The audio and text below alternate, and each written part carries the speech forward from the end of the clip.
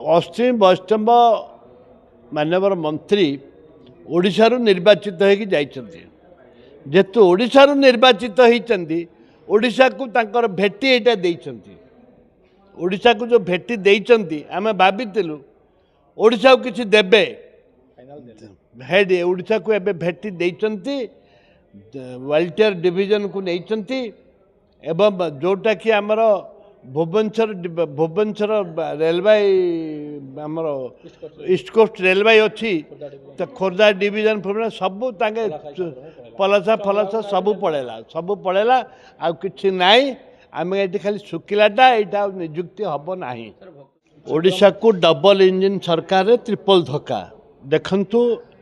Rayagada division करने ना रे आमको रायगड़ा लोक केते धोखा होता आम देखु जेहेतु रायगड़ा कोरापुट किरंडोल विशाखापट्टनम ये 7,000-8,000 कोटी टंका बेनिफिट 7,000-8,000 कोटी टंका केंद्र सरकार पाइला रेलवे पाइला एवं जोठे रेलवे पाउची केते खर्च करछि केते डेवलपमेंट पे केते खर्च करछि ब्रिटिश सरकार समय रे किरंडोल विशाखापट्टनम लाइन होता ताकू एबे डबल लाइन करबा पाई विभिन्न संस्था टंका देछि रेलवे को देछि खाली नहीं नालकोट भी नहीं विभिन्न जोड़े नहीं एबे कहते एबे तांगे नहीं गले आमर जी प्रॉफिटेबल आंध्रा को गला जोटे प्रॉफिट नहीं ताको ओडिशा रखिले रायगड़ा को देले ये एक दुर्भाग्यजनक कथा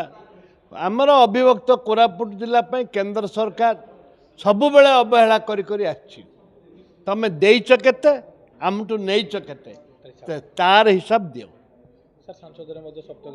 सांसद सप्तगिरी उल्का उठे मु विधानसभा उठे बारंबार आम दाबी करुचु तमें नहींच केते आमको देइछ केते एइटा आमको दरकार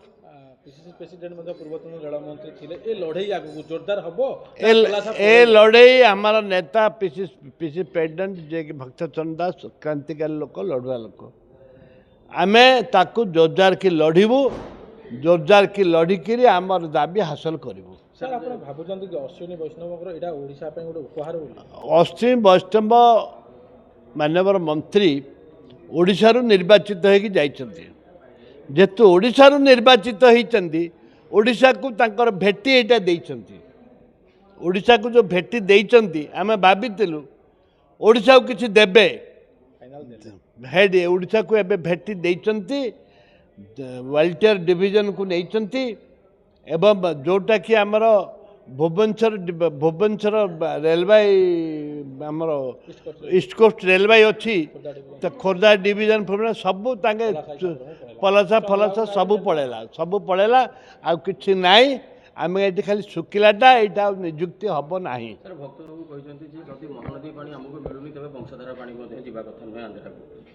हम तो कहूँ सेटा आम से कथा कहूँ विधानसभा से कथा उठाऊँ वंशधारा पानी आंध्रा को जीवा उचित नुह जदि सरकार कहते छत्तीसगढ़ सरकार कहूँ डबल इंजिन ट्रिपल इंजिन सरकार कहूँ जे महानदी पानी आमर हेले वंशधरटा आमर तमें आम पा कहीं नब ये आम लड़े जोरदार चलती राज्य सरकार यहाँ तुरंत निष्पत्ति नियंतु टोटाली बैरेज फेरेज बांधिकी पानी अटकातु ना संभाली पारे सर्वदलीय आम East Coast Railway East Coast धारणा देवु बरहमपुर जोन रे मीटिंग करूँ कोरापुट रे मीटिंग करूँ विभिन्न जगह मीटिंग कर रेलवे डिवीजन रे पूरा आम जन हवाला करूँ बंद करूँ रेलवे बंद हम नहीं आम तो छाड़ीनु आम इस्तीफा देला पर्यंत कंठ आम हठात छाड़ी देचु ना बंद करचु विधानसभा बंद है कौन छाड़ी देचु।